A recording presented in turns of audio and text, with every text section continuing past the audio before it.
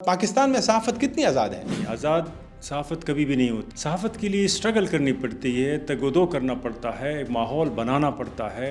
पहले तो जो स्ट्रगल करती थी वो तो यूनियन करती थी, अब उसकी जगह प्रेस क्लब ने ले ली है। बिल्कुल चीज़ उल्टी हो गई है। जो सहाफ़त है वो अब फोर्थ पिलर नहीं रही, ये सारे फिक्सर्स हैं। अच्छा। ये अब 3 पिलर्स का हिस्सा बन गए हैं। पेशावर प्रेस क्लब की बात करूँ, कहते हैं कि 15 करोड़ से 20 करोड़ तक रुपए इनको मिले हैं 5 साल में। 2 प्लाट्स तो कम से कम एक सहाफ़ी को मिले हैं गुज़श्ता 20-22 सालों में। एक प्लाट की कीमत 1-1 करोड़ तक पहुंच गई है। अच्छा, प्रेस क्लब जो हमारा प्रेस क्लब है ना, पेशावर प्रेस क्लब, इसकी तकरीबन मेरे ख्याल है 500 मेंबर है और इसमें 300 बेरोज़गार है। आपको सबसे आसान पैसा चाहिए और वो है प्रॉपर्टी डीलिंग, वो है रियासत से हर साल करोड़ों रुपए लेना, वो है मरात लेना, ईद पैकेज लेना, रोज़ा पैकेज लेना। अगर आप उस पर खुश हैं तो रियासत आपको वो दे रही है। इतलात है वो ये है कि कुछ उनमें ऐसे डिजिटल प्लेटफॉर्म्स है जो कि ताकतवर इदारे जो है ना वो उसको चला रही है और उसमें आम सहाफ़ी भी काम कर रहे हैं। तो ये इसको आप कैसे देखते हैं कि जो जंगी माश यहाँ पे ये जंगें लाई हैं, उसके नीचे अब ये महकमे इदारे बन गए हैं और इदारे अपने लिए मज़ीद महकमे खोल रहे हैं। तो आपने एक इतने बड़े सहाफ़ी के नाम से वॉशरूम बनाने का कह दिया, ये कैसी बात किया? मैं अभी भी कहता हूँ वॉशरूम की ज़रूरत सबसे ज़्यादा है हमें। ये क्या चक्कर है? ये मसला कहाँ पे है? ये अफ़गानिस्तान के साथ हमारी बनती क्यों नहीं? हाँ, एक आज़ाद मुल्क है, उसकी अपनी सॉवरेनिटी है। पाकिस्तान ने हमेशा वहाँ मुदाखलत की है, उसकी पाकिस्तान की अपनी वजूहात हैं।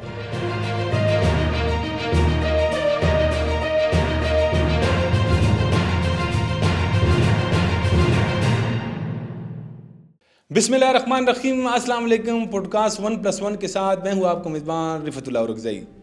नाज़रीन, आज हम आपकी मुलाकात एक उस्ताद से करा रहे हैं। वो उस्ताद भी हैं, वो सहाफ़ी भी हैं, वो लिखारी भी हैं। हाल ही में उनकी एक किताब भी आई है, वो भी सहाफ़त पे है और यानी शोबा उसका जो है वो जर्नलिज़म है और जर्नलिज़म डिपार्टमेंट पेशावर यूनिवर्सिटी में असिस्टेंट प्रोफेसर है। और इसके साथ साथ मिलिटेंसी और टेररिज्म, अफ़गानिस्तान के पॉलिटिक्स उनको भी देखते हैं क्योंकि वो ख़ुद चूँकि सहाफ़ी रह चुके हैं। तो आज हमारे साथ मौजूद हैं जनाब डॉक्टर सैयद इरफान अशरफ साहब। आपका बहुत शुक्रिया रिफ़त साहब कि आपने मुझे इनवाइट किया।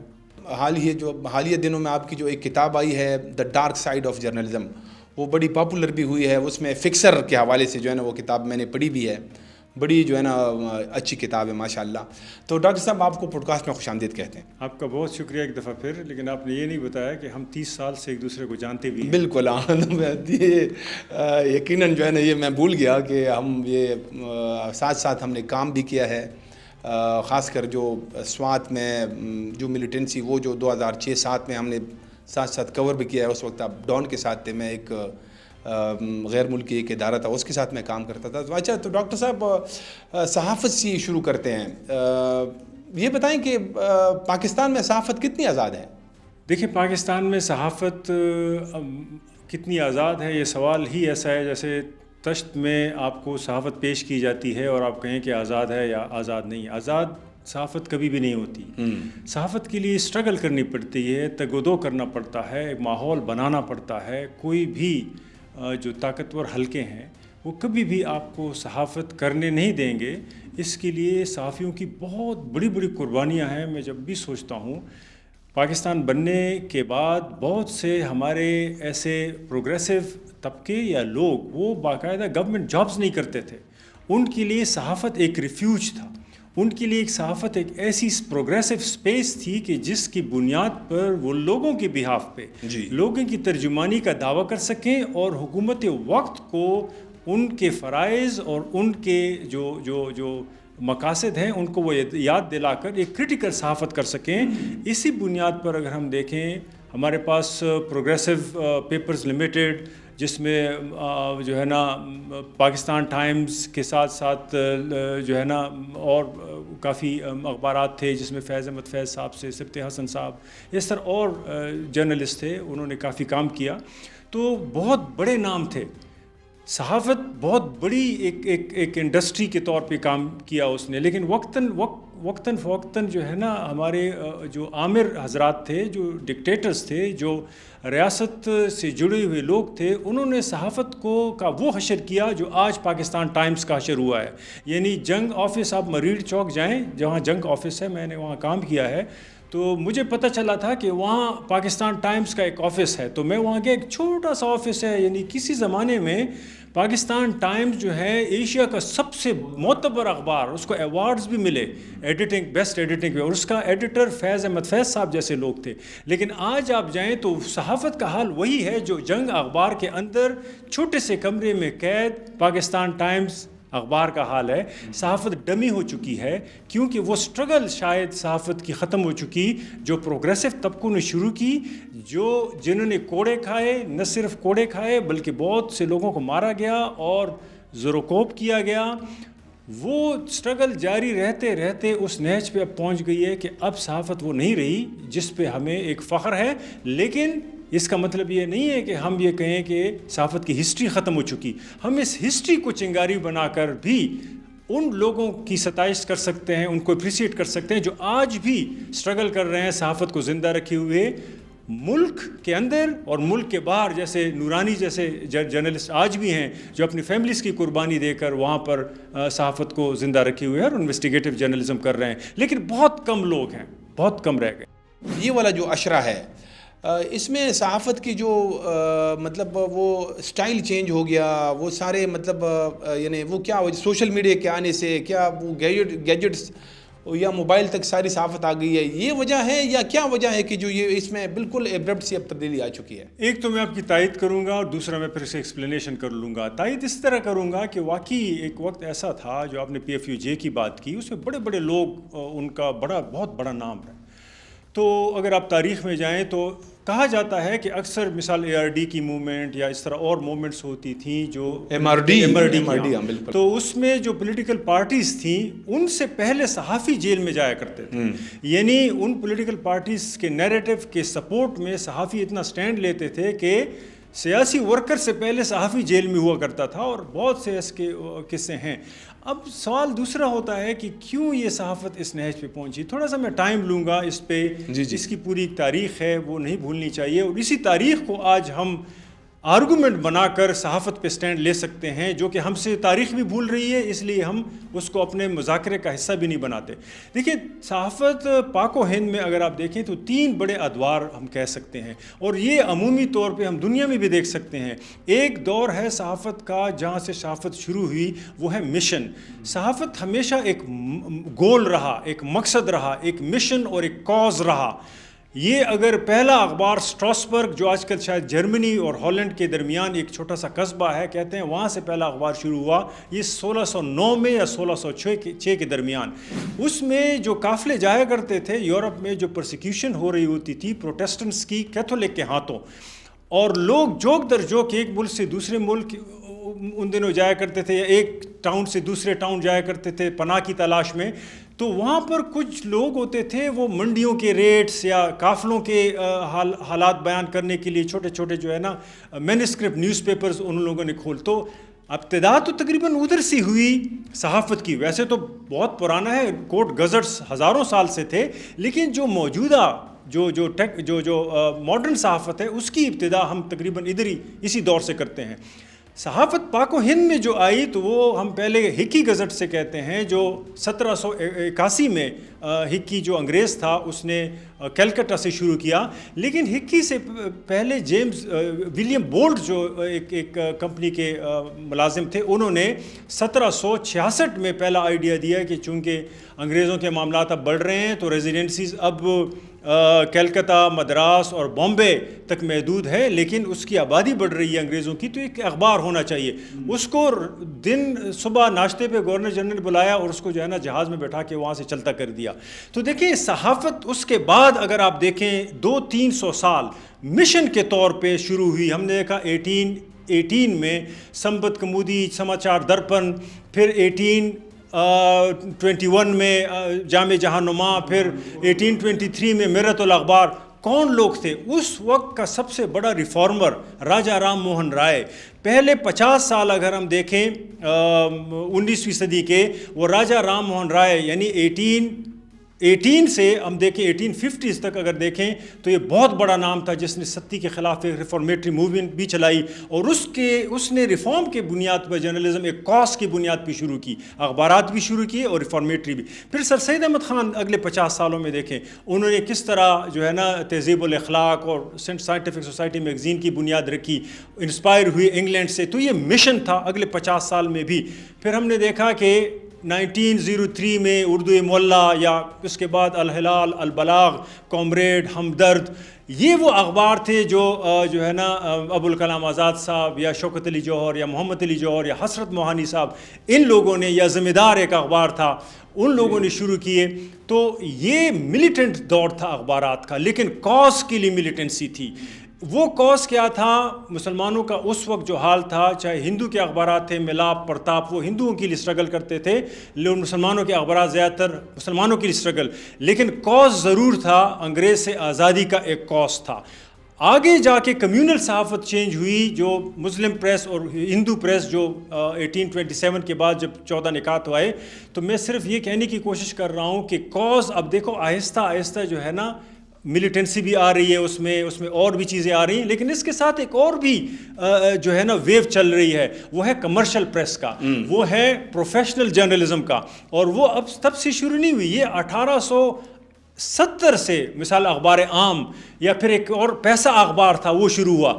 یہ جو لڑی آئی ہے یہ ہمیں امریکہ سے، وہاں پہ پینی پریس کہتے تھے 1840s کے بعد، یعنی 1840s 50s کے بعد امریکہ میں بھی اخبارات زیادہ تر یا ڈیموکریٹس کے ہاتھ میں تھے یا ریپبلک کے ہاتھ میں تھے. یہ پارٹیاں چلاتی تھیں، کاز تھا، لیکن اخبارات جو تھے پارٹیزان اخبارات تھے.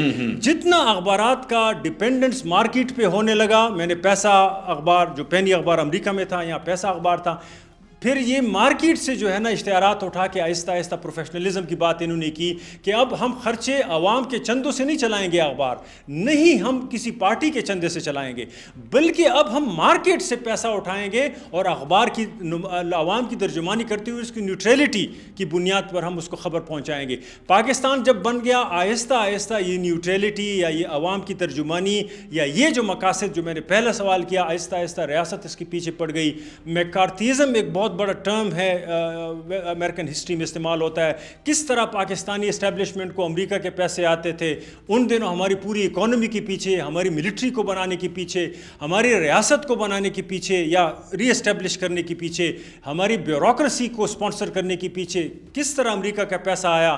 آبجیکٹیویٹی آئی، نیوٹریلٹی آئی، اخبارات کو جو ہے نا نیریٹو کو جو ہے نا ڈس آرم کرنے کی، تاکہ پروگریسو سٹریک سے اس کو، تو این پی ٹی بنی، نیشنل جو ہے نا پریس ٹرسٹ بنی 1964 میں. تو کس طریقے سے جو مشن تھا وہ پروفیشن بنا، اور پروفیشن سے آج ہم جس نہج پہ پہنچے ہیں، ان ڈکٹیٹرز نے جو اخبارات ہمارے سامنے کیے یا جو میڈیا ہمارے، وہ مارکیٹنگ ہے.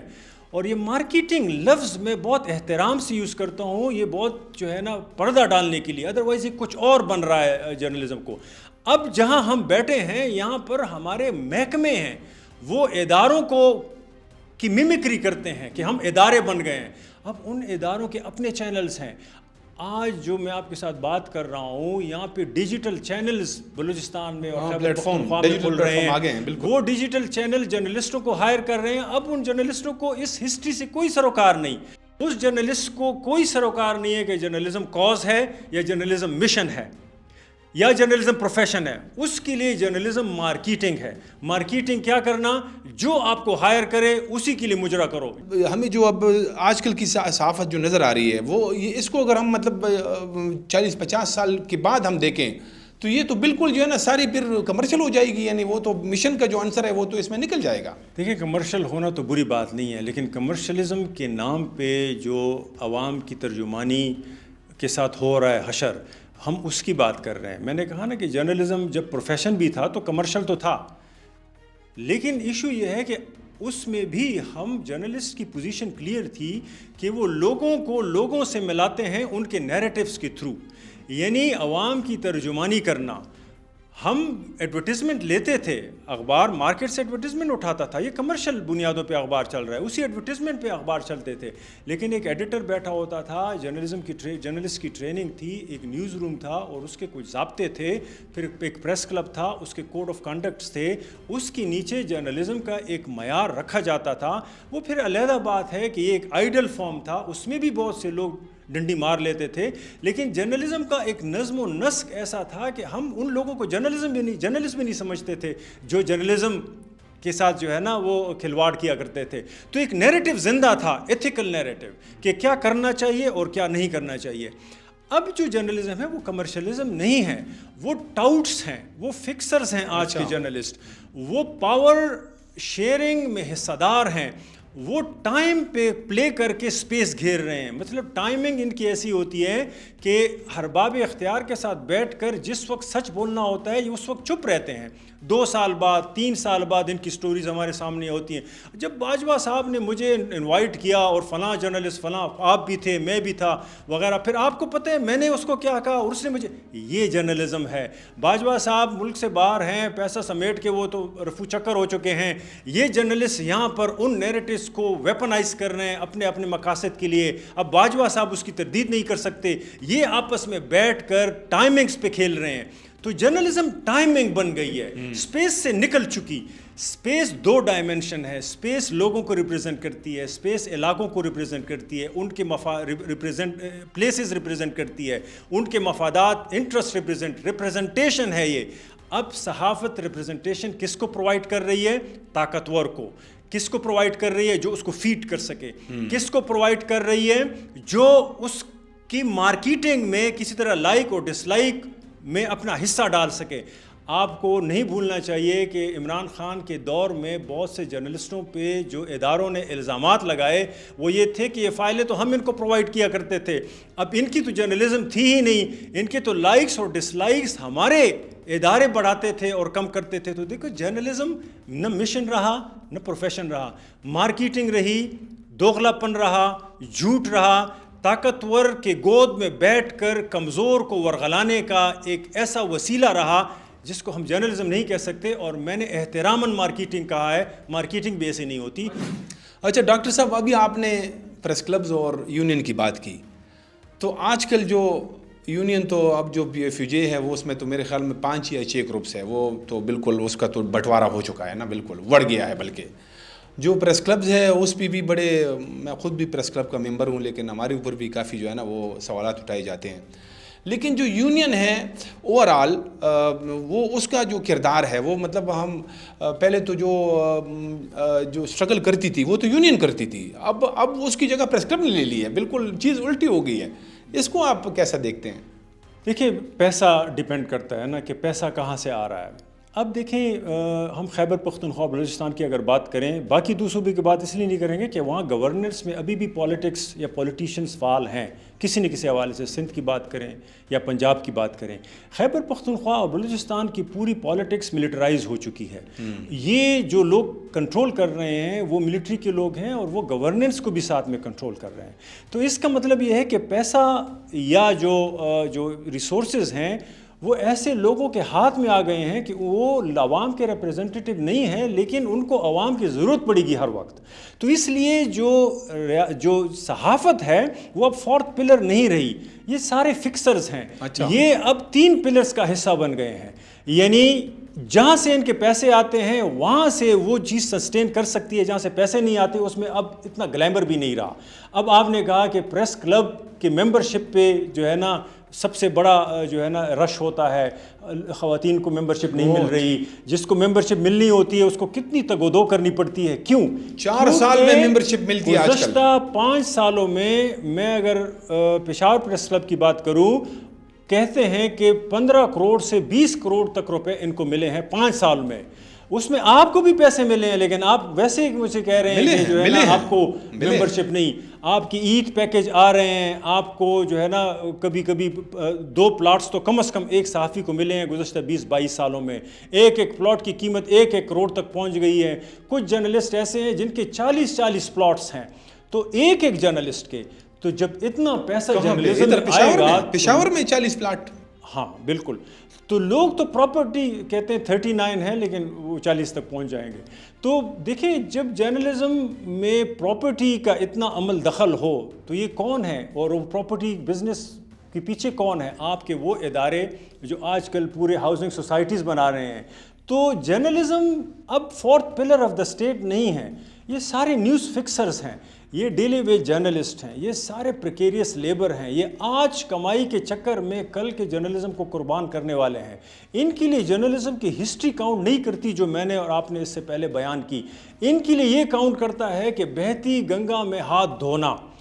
نہ یہ پریس کلب اس طرح پریس کلب رہے, نہ ان کی یونین اس طرح یونین رہے, نہ یہ صحافی اس طرح صحافی رہے. یہ مارکیٹیئرز ہیں, یہ پروفیٹیئرز ہیں, یہ ہورڈنگ کر رہے ہیں, یہ آج لوگوں کی توجہ ہٹانے کے لیے کل کو قربان کرنے والے لوگ ہیں. یہ فکسرز ہیں, یہ پروڈکشن کا حصہ ہیں, پری پروڈکشن کا حصہ ہیں, پوسٹ پروڈکشن کا حصہ نہیں ہے. پوسٹ پروڈکشن کہیں اور ہو رہی ہوتی ہے, بند کمروں میں پوسٹ پروڈکشن ہو رہی ہوتی ہے. یعنی پری پروڈکشن جو آئیڈیا کنسیو کرنا, یہ جرنلسٹ آئیڈیا کنسیو کر سکتے ہیں, اس آئیڈیا کو ایگزیکیوٹ کرنا پروڈکشن ہے. یعنی آپ فیلڈ میں جاتے ہیں, آپ وہ سارا کام.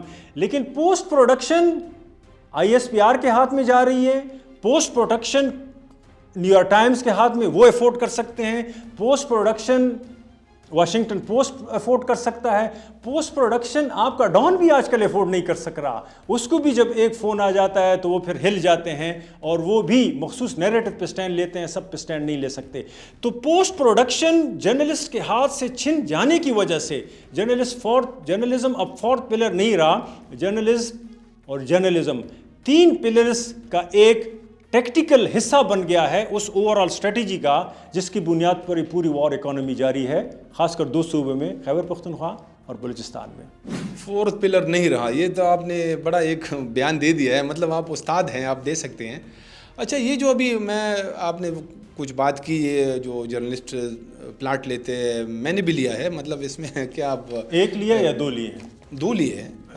تو مطلب لیکن وہ ہمارے جو مشران ہیں وہ یہ کہتے ہیں کہ ہم مطلب ہمیں بھی جس طرح اگر سرکاری ملازمین پلاٹ لیتے ہیں تو ہمیں بھی یہ حق ہے, ہم بھی مطلب قوم کی خدمت کر رہے ہیں اور ہم مفت نہیں لے رہے ہیں. دیکھیں, آپ نے خود ہی کہا کہ وہ سرکاری ملازمین کو ملتے ہیں, تو آپ سرکاری ملازم ہیں کہ آپ اس کو آرگومنٹ بنائیں. آپ سرکاری ملازم نہیں ہیں. آپ جرنلسٹ کی پوری ہسٹری اس بات پر فخر کرنے میں مضمر ہے کہ ہم سیاست کا حصہ نہیں ہیں, ہم ریاست کا حصہ نہیں ہیں. اسی لیے اس کو فورتھ پلر کہتے تھے, ٹھیک ہے نا, آف دا اسٹیٹ. ایشو یہ ہے کہ آپ تعویلیں بہت باندھ سکتے ہیں. اس کے لیے کہہ سکتے ہیں کہ ملازمین کو مل رہے ہیں, ہمیں مل رہے ہیں. آپ کہہ سکتے ہیں کہ ہمارا اور کوئی وسیلہ نہیں ہے, اس لیے یہ ہمیں جو ہے نا. لیکن کیا آپ عوام کی ترجمانی کر سکتے ہیں یہ پلاٹس لے کر ریاستوں سے؟ اور صرف پلاٹ ہی تو نہیں لے رہے نا. آپ کو میں نے بتایا کہ مثال سوات پریس کلب ہے, اس نے 2 کروڑ روپے لیے ہیں مثال 2-3 سالوں میں, پچھلے 2-3 سالوں میں. سوات پریس کلب تو ایک نہیں ہے, یہاں پہ 30-35 پریس کلبز ہیں پورے اس میں, اور ایسے جگہ بھی ہیں کہ جہاں 2 پریس کلبز ہیں, ایسے ڈسٹرکٹس بھی ہیں. تو ہر پریس کلب ریاست کے ساتھ تعلق اس بنیاد پہ اگر جوڑنا شروع کرے جیسے کہ وہ کر رہے ہیں کہ ہمیں ریاست سے باقاعدہ پر ایئر پیسے ملیں یا ہمیں ہاؤسنگ کالونی میں پلاٹس ملیں, تو ریاست کی بھی اس کے ساتھ ترجیحات ہوں گی نا, ریاست کی بھی اس کی مجبوریاں ہوں گی. تو جو آپ کی مجبوریاں ہیں ریاست کی بھی مجبوریاں ہیں, تو آپ دونوں کے گٹھ جوڑ میں آپ کریں گٹھ جوڑ. لیکن پھر آپ یہ نہ کہیں کہ ہم عوام کے ریپریزنٹیٹیوز ہیں. کیا عوام کو 2 پلاٹس مفت ملتے ہیں یا کنٹرول ریٹس پہ ملتے ہیں؟ عوام کو جب پلاٹس ملتے ہیں, آپ ڈی ایچ اے کے پلاٹ جب فائلیں اناؤنس ہونا شروع ہو جائیں تو آپ جائیں, ایک ایک فائل لاکھوں روپے میں فروخت ہوتی ہیں. لوگ فائلیں لے لیتے ہیں, پھر ان کو پلاٹ پھر بھی نہیں ملتے کیونکہ وہ پلاٹ پراپرٹی ڈیلرز کو مل چکے ہوتے ہیں آلریڈی. تو اگر عوام کا یہ حشر ہو رہا ہے اور آپ کو فائل بھی ملتے ہیں, پلاٹ بھی انشور ہوتا ہے, تو اس کا مطلب ہے کہ آپ عوام کی جگہ پہ نہیں ہیں, آپ عوام کے ریپریزنٹیٹیو نہیں ہیں. یہ آپ کے لیے کوئی غلط بات نہیں ہو سکتی, لیکن ماننا تو آپ کا کام ہے نا کہ ہم fourth pillar of the state نہیں ہیں. مسئلہ ادھر ہے کہ صحافی پیسے بھی لے رہے ہیں, صحافی پلاٹ بھی لے رہے ہیں, اس کو لینا بھی چاہیے اگر وہ سمجھتا ہے کہ یہ جائز ہے، لیکن وہ پھر یہ کلیم نہ کرے کہ میں صحافت کر رہا ہوں، وہ پھر یہ کلیم نہ کرے کہ میں عوام کی ترجمانی کر رہا ہوں۔ اگر وہ یہ کلیم کرتا ہے پھر یہ بات یہاں تک آئے گی کہ آیا عوام کو بھی اس ریاست سے وہی چیزیں مل رہی ہیں جو ایک صحافی کو مل رہی ہیں؟ اگر نہیں مل رہی تو پھر صحافی جھوٹ بول رہا ہے، عوام سچے ہیں۔ یہ ڈیبیٹیبل سوال ہے، مطلب یہ اب جو بڑے بڑے پریس کلب ہے، جیسے پشاور پریس کلب جو ہے نا، ایک مدر پریس کلب جانا جاتا ہے پورے پختونخوا کا نا، بہت بڑا پریس کلب ہے، اس کو اب کیسے چلائیں گے وہ؟ اگر خود ہم اپنے طور پہ کیسے اس کو چلائیں؟ وہ حکومت ہمیں اگر یہی جو اس کی چلانے کے لیے اخراجات نہیں دیں گے تو ہم کیسے چلائیں گے اس کو؟ باقی جو صوبے میں پریس کلب ہے، میرے خیال میں کوئی 40-45 سے زیادہ پریس کلب ہے، مجھے ابھی وہ ایگزیکٹ فگر یاد نہیں ہے، لیکن اس سے تو زیادہ ہوں گے، تو وہ کیسے چلائیں گے؟ میں ویسے آپ کو ایک آئیڈیا دوں جی، اور میں حقیقت کہتا ہوں کہ حکومت اس پہ سیریسلی غور کرے گی۔ آپ لوگ پریس کلب کے فورم سے ایک اعلان کر لیں، پریس کانفرنس، سارے صحافی اور ہر پریس کلب کے صحافی جو باڈیز ہیں وہ اعلان کر لیں، ہم ان پریس کلبز کو نہیں چلا سکتے، ہمارے نہ جابز ہیں اور نہ ہمارے ادارے ہم کو اتنے پیسے دے رہے ہیں، ہمیں برائے مہربانی حکومت نیشنلائز کر لے، اور ہم حکومت کے لیے جس طرح کے پہلے مساوات اخبار تھا، اس طرح کے اور اخبار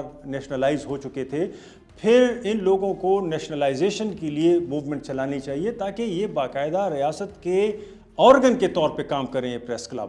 مسئلہ یہ ہے کہ ابھی آپ لوگ بیچ میں ٹھنکے ہوئے ہیں، آپ لوگوں کا حق بھی کھا رہے ہیں، ان کو بھی یہ جتلا رہے ہیں کہ ہم آپ کے بہاف پہ صحافت کر رہے ہیں، لیکن وہ بھی نہیں کر رہے۔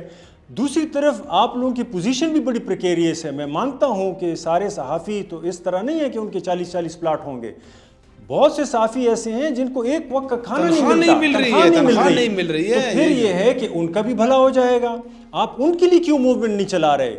آپ اس لیے نہیں چلا رہے کہ جو 40 پلاٹ والا صحافی ہے وہ دونوں طرف کام کر رہا ہے، وہ ریاست سے بھی ٹرانسفرز بھی کر رہا ہے، اس میں بھی پیسے کھا رہا ہے، اس کے بیوروکریسی کے ساتھ بھی تعلق ہیں، وہ پلاٹس بھی لے رہا ہے، وہ صحافت کے نام پہ وہ پیسہ بھی پریس کلب کی یونین سے کما رہا ہے، اس کے ساتھ ساتھ سارے سرکاری مراد بھی لے رہا ہے۔ کچھ لوگوں کو تو سرکاری گاڑیوں کے لیے شوفر تک ملنے کے جو ہے نا وہ افواہیں ہیں کہ ان کو وہ بھی کچھ لوگوں کو تو گاڑیاں بھی ملی ہوئی ہیں سرکاری۔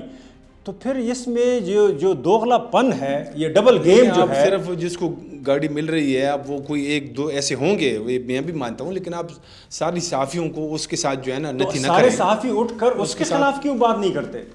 آپ پریس کلب کا فورم کیوں نہیں یوز کرتے؟ اس کو پروو نہیں ہو سکتا نا، وہ کوئی ممبر ہے اگر میرے خلاف تو سب کچھ پروف ہو سکتا ہے، لیکن اپنے صحافی کے خلاف کوئی پروف نہیں ہو سکتا۔ اچھا، یہ میں ایک بات بتاؤں، یہ آرگومنٹ جو ہے نہیں وہ میں دیکھیں میں وہ ڈیفینڈ نہیں کر رہا ہوں، میں ایک تو خیر میں ممبر وہ مطلب وہ جو آرگنائزیشن ہے ہمارے، جو میں پریس کلب کا کوئی عہدیدار نہیں ہوں، میں عام صحافی ہوں، ممبر میں ہوں۔ اچھا، پریس کلب جو ہمارا پریس کلب ہے پشاور پریس کلب، اس کی تقریباً میرے خیال میں 500 ممبر ہے، اور اس میں 300 بے روزگار ہے۔ تو جو ہمارے صدر صاحب ہے وہ کہتے ہیں کہ یار ہم کیا کریں ان صحافیوں کا، یہ میڈیا جو ہے نا اخبارات ختم ہو گئے ہیں، اخبارات ختم ہو گئے ہیں، تو ایک طرف وہ پورا ایک ایریا جو ہے نا بند ہو گیا ہے، تو دوسری طرف سوشل میڈیا میں ہر کوئی اس طرح مطلب ایکسیس نہیں ہے، یا اس کے لیے آپ اس سے پیسے کمانے کے لیے کافی ٹائم لگتا ہے، تو یہ مطلب وہ کیا کریں؟ رفت، جو آپ رونا رو رہے ہیں نا، یہ یہاں ختم نہیں ہوگا۔ آپ ابھی جو جرنلزم کر رہے ہیں یہ اوور آل اس صوبے کی وار اکانومی کا حصہ ہے۔ آپ جنگ ریپروڈیوس کر رہے ہیں، اس کی بنیاد پر آپ کو کروڑوں روپے ملتے ہیں، اور یہ کہہ رہے ہیں آپ کہ اس سے ہماری صحافت چلتی ہے۔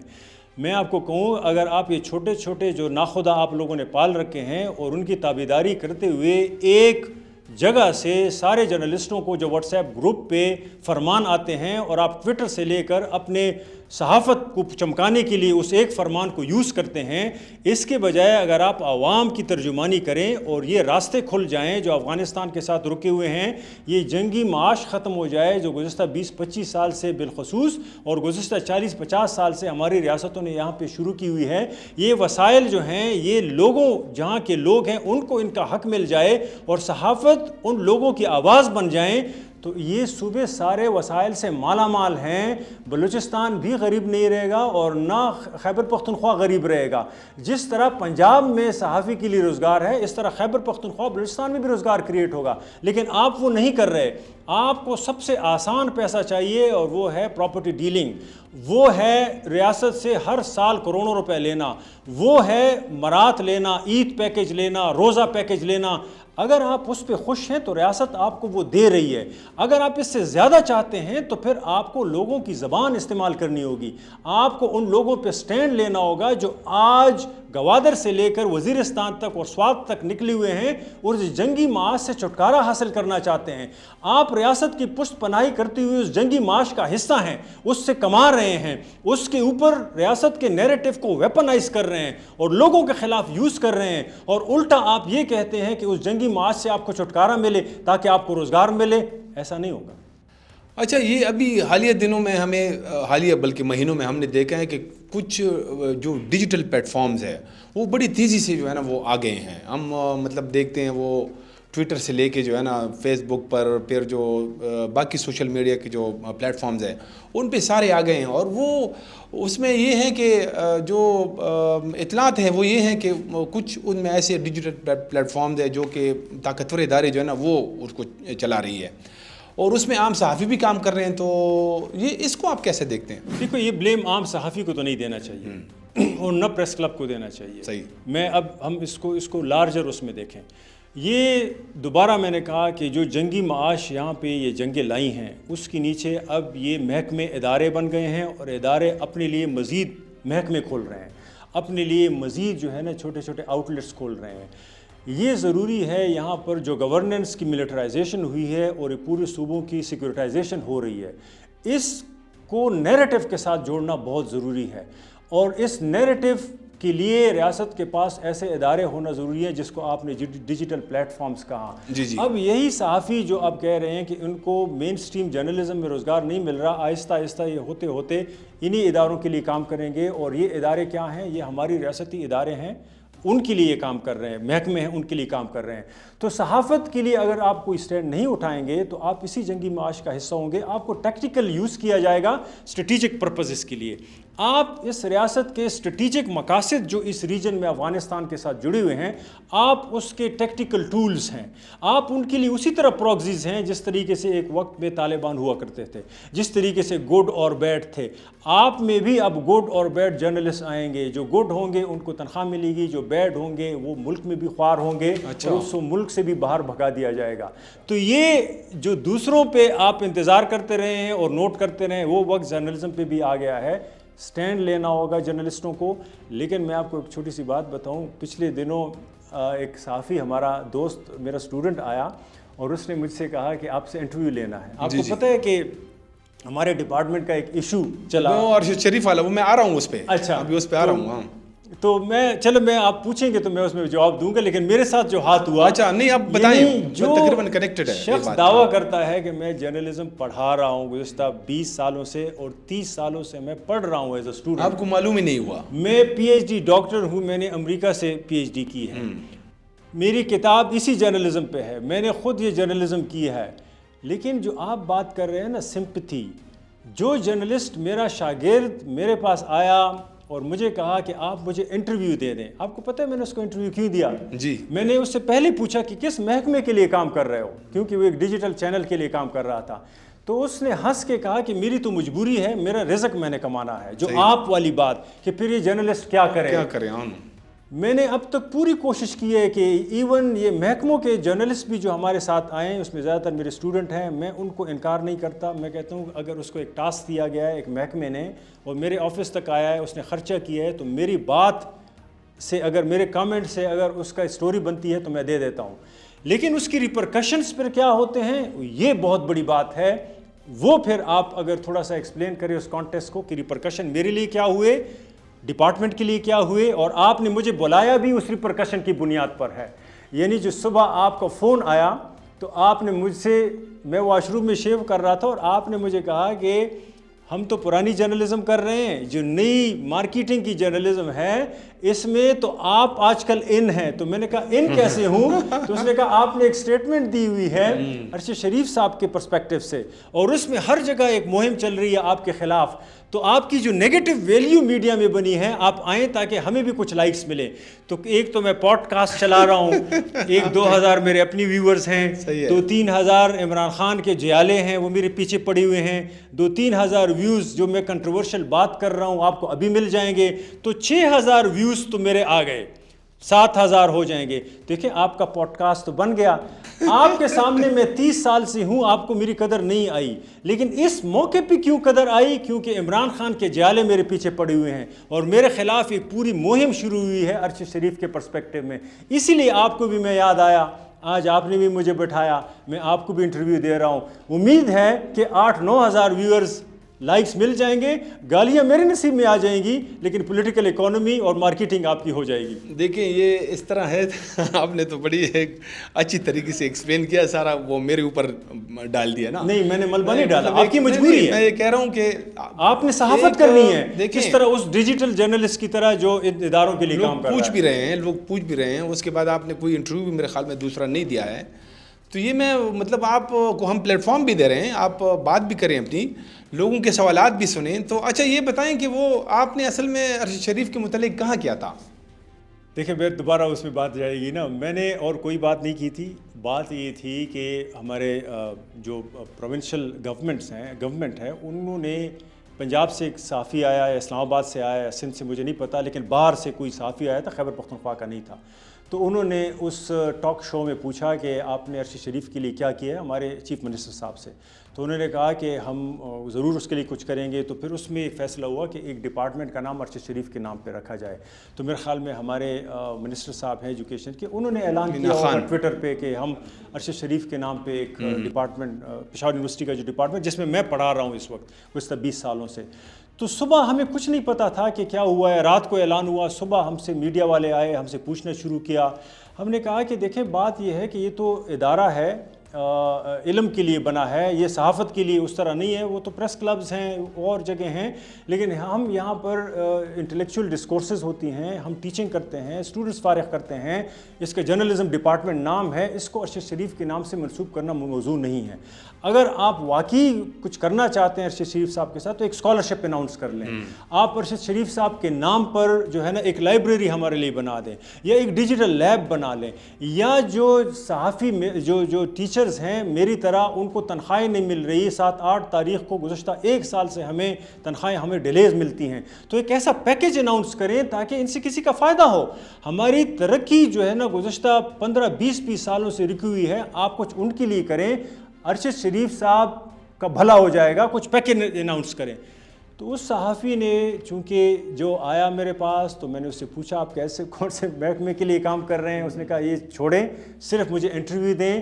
تو جس محکمے کے لیے کام کر رہا تھا اس محکمے کے پاس جو میرا انٹرویو پہنچا تو انہوں نے 3 جملے لکھے.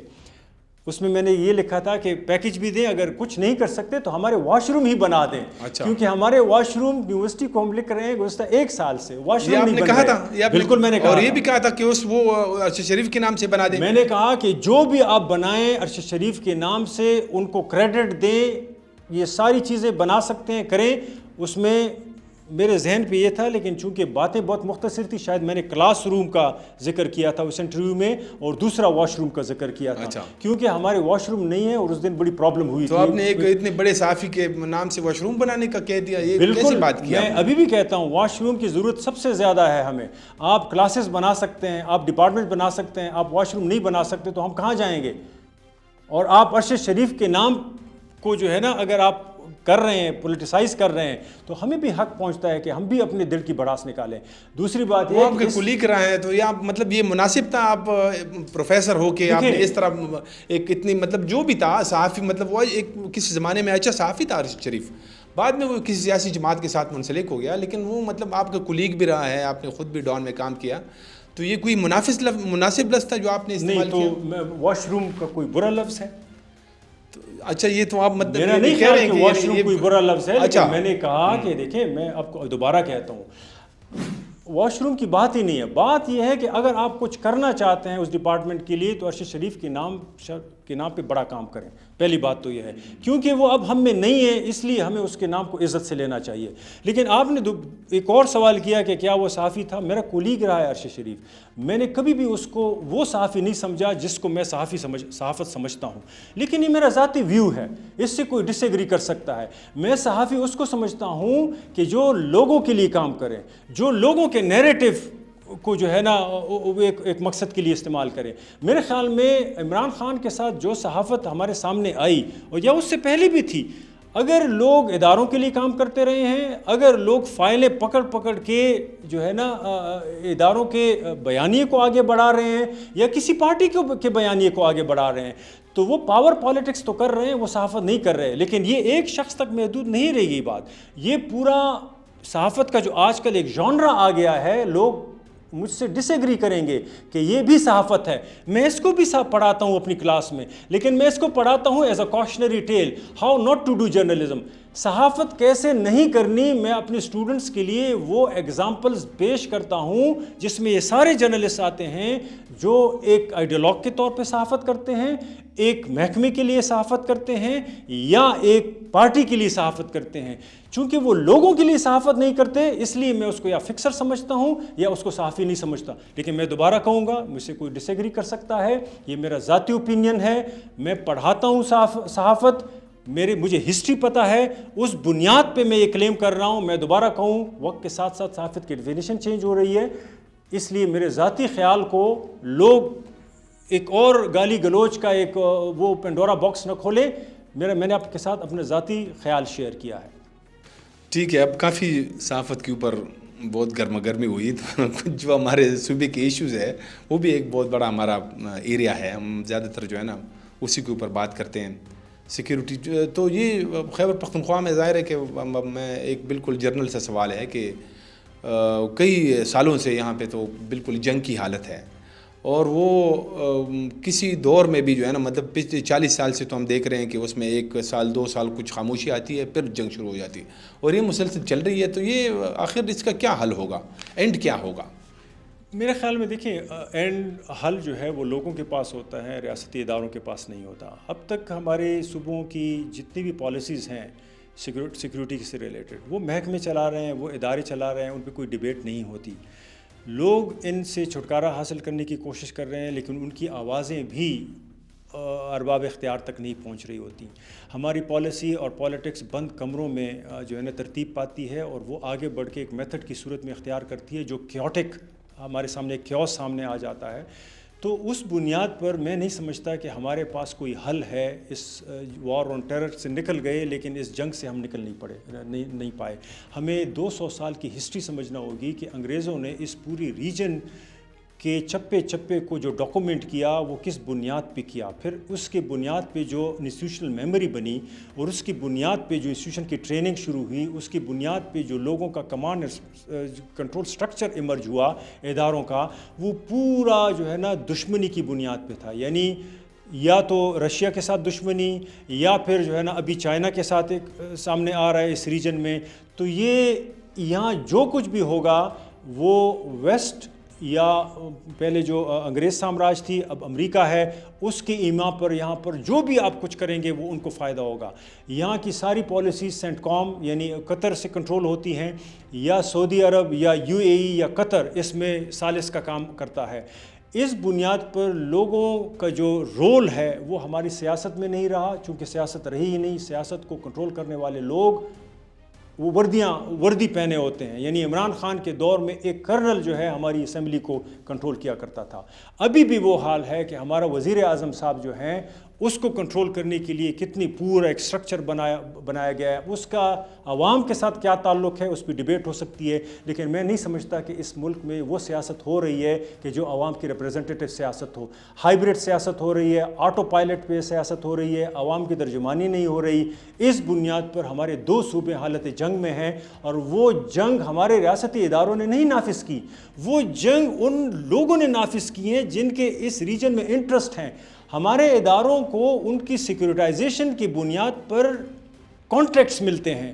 اگر یہ پالیسیز اداروں کو چھوڑ دے، پارلیمان کو چھوڑ دیں، لوگوں کو چھوڑ دیں اور ان کے لیڈرز کو چھوڑ دیں، مجھے ابھی بھی امید ہے کہ جتنے بھی کمزور سیاستدان آئیں گے وہ کم از کم لوگوں کی فلاح کی بات کریں گے. اور ہمیں امید ہے کہ ایک وقت ایسا آئے گا کہ کم از کم یہ 2 صوبے جس جنگ میں جن پہ مسلط ہوئی ہے، وہ امریکہ سے لے کر سینٹ کام قطر تک اور قطر سے لے کر اسلام آباد تک، اس جو ایک خاکہ بن رہا ہے، جو جنگ کوریوگراف ہو رہی ہے، اس میں نہ بلوچستان کے لوگوں کی مرضی کا کوئی حال ہے، نہ خیبر پختونخوا کے لوگوں کی مرضی کا کوئی پوچھ رہا ہے. اس بنیاد پہ اس جنگ کا کوئی حل نہیں ہے.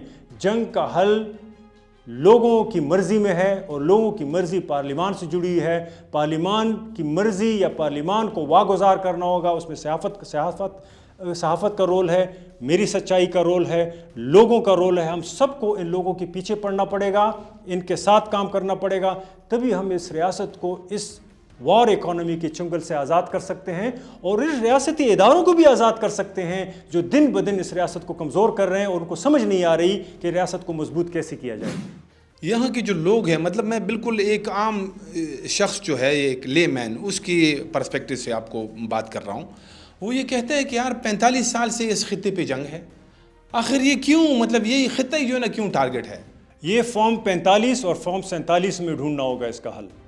جب تک آپ فارم 45 کو جو ہے نا عوام کے سپرد نہیں کریں گے, 45 سالہ جنگ ختم نہیں ہوگی. جب تک آپ فارم 47 کو اپنے چنگل سے آزاد نہیں کریں گے اور اس کے لوگوں کی امنگوں کے مطابق نہیں استعمال کریں گے, آپ کل کی بصیرت نہیں رکھ سکتے. آپ آج ہی کی جنگ میں ہوں گے. کوئی ویژن آپ کے پاس کل کا نہیں ہے. کیوں؟ کیونکہ ان دو فارمز کو یرغمال کرنا یہ ہے کہ پوری قوم کو آپ نے یرغمال کیا ہوا ہے. 240-50 بلین آبادی کا ملک ہے پاکستان. اس کو ایک محکمہ نہیں چلا سکتا, اس کو وردی کے لوگ نہیں چلا سکتے. اس کی گورننس کے لیے آپ کے پورے ملک کو ایک آئین اور قانون کے نیچے چلانا ہوگا تاکہ لوگوں کو لگے کہ ان کی عوام ترجمان اسمبلیز میں بیٹھے ہیں. میں دوبارہ کہتا ہوں کہ کوئی چیز بھی کرپشن سے پاک نہیں ہوگی, پھر بھی کرپشن ہوگی, لیکن اس لیول پہ نہیں ہوگی کہ جس لیول پہ پاور کرپشن ہے. میں آخر میں صرف بات کرتا ہوں کہ ملک ٹوٹتے ہیں پاور کرپشن سے.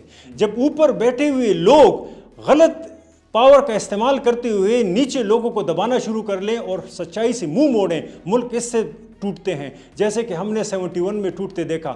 ملک کرپشن سے نہیں ٹوٹتے. پوری دنیا کا نظام اس وقت جو ہے نا کرپٹ ہے, کیپٹلزم ہے, لیکن ایک ملک بھی جو ہے ہم کہہ سکتے ہیں کہ کرپشن سے نہیں ٹوٹے گا تو وہ پاور کرپشن سے ٹوٹے گا. ہمیں پاور کرپشن کو روکنا ہے, اسمبلیوں کو واگزار کرنا ہے. آہستہ آہستہ اس کے ساتھ ہم پالیٹکس کو بھی آزاد کر پائیں گے. ورچو اور سیاست دونوں ساتھ جائیں گی تو ریاست کا کوئی ڈھانچہ نظر آئے گا اور کل کی امید پیدا ہوگی. اچھا, یہ سارا پاکستان کے اندر جب بھی اس طرح کے حالات خراب ہوتے ہیں تو ہم فوراً سے جو ہے نا بڑا آسان ہمیں مطلب ایک الزام ہم لگاتے ہیں افغانستان کے اوپر. اچھا, پہلے تو ہم لگاتے تھے, وہ تو چلے وہ ہمارے دشمن تھے. پھر جب طالبان آئے تو ہم ادھر تو بڑے خوشی کا ماحول تھا نا, بڑے شادیانے بج رہے تھے کہ جی جشن تھا کہ اب تو جی ہمارے دوست آ گئے ہیں. تب اس کے ساتھ بھی یہ حال ہو گیا ہے کہ اب ہم نے وہاں پہ جا کے بمباری کر دی. یہ کیا چکر ہے, یہ مسئلہ کہاں پہ ہے, یہ افغانستان کے ساتھ ہماری بندی کیوں نہیں ہے؟ پہلے تو میں تصحیح کر لوں, پہلے بھی ہمارے دشمن نہیں تھے, اب بھی نہیں ہیں. نہیں, انہوں نے ڈکلیئر کیا تھا, یہ کر رہے تھے نا. ہاں, ایک آزاد ملک ہے, اس کی اپنی ساورینٹی ہے. پاکستان نے ہمیشہ وہاں مداخلت کی ہے, اس کی پاکستان کی اپنی وجوہات ہیں, وہ اس میں ڈیٹیل میں جائیں گے تو پوری ہسٹری کنگال لیں گے. لیکن صرف یہ کہنے کی بات ہے کہ ابھی بھی ہم افغانستان کو اپنا 5واں صوبہ سمجھ رہے ہیں. اس کی بنیاد پر جو سیاست ہم افغانستان کے ساتھ کر رہے ہیں اس سے نہ صرف افغانستان کے لوگ تباہ ہو رہے ہیں بلکہ وہ ایک وار اکانومی ریوائیو ہو رہی ہے جس کا فائدہ یا امریکہ کو جائے گا یا جو ہے نا قطر کو جائے گا یا UAE کو جائے گا. پاکستان اور اس کے لوگوں کو اس کا کوئی فائدہ نہیں جائے گا. پاکستان کی ریاست کے کچھ اداروں کو اس کا فائدہ جا سکتا ہے اس سیکیورٹائزیشن سے, لیکن اس کا کوئی فائدہ جو ہے نہ افغانستان کے عوام کو جا سکتا ہے نہ پاکستان کے عوام کو. صرف دوبارہ میں آپ کی بات کی طرف اس لیے آؤں گا کہ ہمیں وہ پالیسی ترک کرنا ہوگی جو گزشتہ 20-22 سال سے ہم نے وار آن ٹیرر کے نام پہ روا رکھی ہیں. پہلے اگر اشرف غنی صاحب کی حکومت یا اس سے پہلے کارزئی صاحب کی حکومت کو کچھ لوگ دشمن بھی سمجھتے تھے تو وہ بھی غلط تھا. ہمارے اس کے پیچھے نیریٹو کیا تھا کہ وہاں NDS بیٹھی ہے, را بیٹھی ہے. اب تو آپ کے اپنے لوگ آ گئے ہیں, وہ لوگ آ گئے ہیں جو پاکستانی ریاست کو مطلوب تھے, وہ لوگ آ گئے ہیں جو کچلاک سے اٹھ کر کوئٹہ شورا کے نام پر افغانستان میں آج حکومت کر رہے ہیں اور جس کے نام پر عمران خان اور اس کے ساتھیوں اور ہماری ریاست نے شادیانے بجائے کہ everything will be okay. اب اگر ان کے ساتھ بھی آپ کا گزارا نہیں ہے تو پھر دیکھنا ہوگا اپنے گریبان میں کہ مسئلہ شاید ہم میں ہے. وہاں جو بھی بیٹھے گا وہ آپ کا 5واں صوبہ نہیں ہے, وہ ایک ریاست کے طور پہ کام کرنا ہوگا. آپ خدا را ان کو چھوڑ دیں, ان کے ساتھ بارڈر ٹریڈ کریں, ان کے ساتھ تجارت کریں, جیو اسٹریٹجک پالیسیز چھوڑ دیں. دو صوبوں کے عوام کو اپنے چنگل سے آزاد کریں. یہ محکموں کے نیچے جو بارڈر آپ نے بند کیے ہوئے ہیں اور پوری ریاست وہاں پر جو ہے نا تجارت کو سلب کیا ہوا ہے, جب تک یہ آزاد نہیں ہوگی دو صوبوں میں حالت جنگ ہوگی. سلک روٹ ایک وقت میں تھا, پورے اس کانٹیننٹ کو آباد رکھے ہوئے تھا. آج آپ کے دو صوبے جو ہیں وہ اس بارڈر پہ نہیں پل رہے.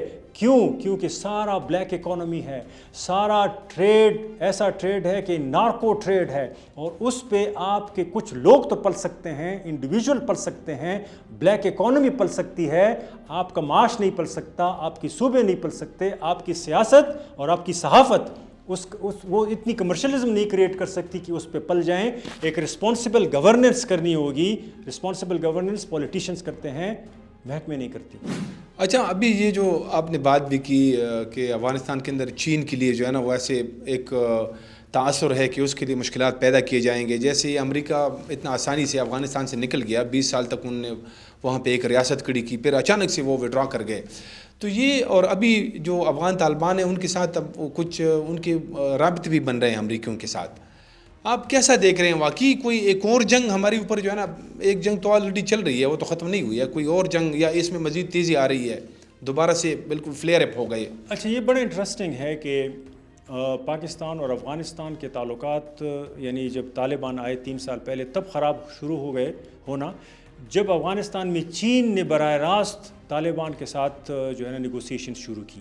وہاں پہ کانٹیکٹس ہوئے, وہاں پہ اور عمل دخل, اور طالبان نے دنیا کے اور جو ہے نا ملکوں کو بھی اپنی طرف راغب کرنا شروع کیا. تو ہم نے دیکھا کہ وہاں پر پاکستان کے تعلقات ان کے ساتھ خراب ہونا شروع ہوئے. اب ہم دیکھ رہے ہیں کہ جب سے امریکہ کی جو ہے نا باگرام ایئرپورٹ کو لینے کی باتیں ہیں, اب دیکھو اب تک کنفرم نہیں ہیں. یعنی ایک طرف تو ہمارے جو یوٹیوبر ہیں وہ بار بار کہہ رہے ہیں کہ باگرام ایئرپورٹ حوالے کر دیا گیا اور جہاز بھی پہنچ گئے, لیکن دوسری طرف طالبان اس کی رد کر رہے ہیں کیونکہ وہاں تو کوئی صحافت ہے نہیں جو ہمیں انڈیپینڈنٹلی بتا سکے. ہمیں انہیں پہ بھروسہ کرنا پڑے گا. اگر نہیں آئے تو اس کا مطلب کوئی بات تو خیر ہے, ہوا نہیں ہوگا لیکن بات چل رہی ہے. لیکن دیکھیں پاکستان کے تعلقات اب بھی بالکل, وہ جو حملے ہو رہے تھے, وہ جو وہاں پہ اٹیکس اور پرتشدد اشتعال انگیزی تھی, وہ آہستہ آہستہ کم ہو رہی ہے. اب ہمارا ایمبیسڈر یعنی جو اسپیشل انوائے تھا وہ بھی افغانستان گیا ہے. جب امریکہ یہاں آئے گا تو پاکستان کے تعلقات کچھ لیول پہ طالبان کے ساتھ اچھے ہو جائیں گے. اگر چین افغانستان میں انٹرونشن کرے گا تو پھر پاکستان کے تعلقات افغانستان کے ساتھ اچھے نہیں ہوں گے. یہ میرے لیے اور آپ کے لیے بات نہیں ہے, پاکستان کے ریاست کے اندر جو لوگ ہیں ان کو سوچنا ہوگا کہ ان کے اندر کیا نفاق ہے, کس کا چین کی طرف بینٹ ہے, کس کا امریکہ کی طرف بینٹ ہے, اور آیا ہم ان ریجنز کو ساری عمر دوسروں کے ٹرمز پہ ڈیسائیڈ کریں گے. یعنی اس وقت دنیا میں 3 بڑے پاورز ہیں گلوبل, ایک رشیا ہے, ایک چائنا ہے اور ایک امریکہ ہے. تینوں پاورز اس وقت سنٹرل ایشیا اور اس کے ذریعے جو ہے نا گلف تک پہنچنے کی کوشش کر رہے ہیں اور گرم پانی تک پہنچنے کی کوشش کر رہے ہیں. تو آیا یہاں پر جو ہمارے اقتدار میں لوگ ہیں ساری عمر دیکھیں گے کہ چین کا امریکہ کے ساتھ کیا ہوگا تو پھر ہمارا کیا بنے گا, یا روس کیا انٹرونشن کرے گا تو ہم کس کی طرف ہوں گے, یا ہم اپنے علاقوں کو اپنے ٹرمز پر بھی آباد کرنا سیکھیں گے. 200 سال سے جو سیاست کلونیل دور سے رہی ہے, جو پالیٹکس جیو اسٹریٹجی کی رہی ہے, آج بھی وہی جیو اسٹریٹجی کی پالیٹکس ہو رہی ہے.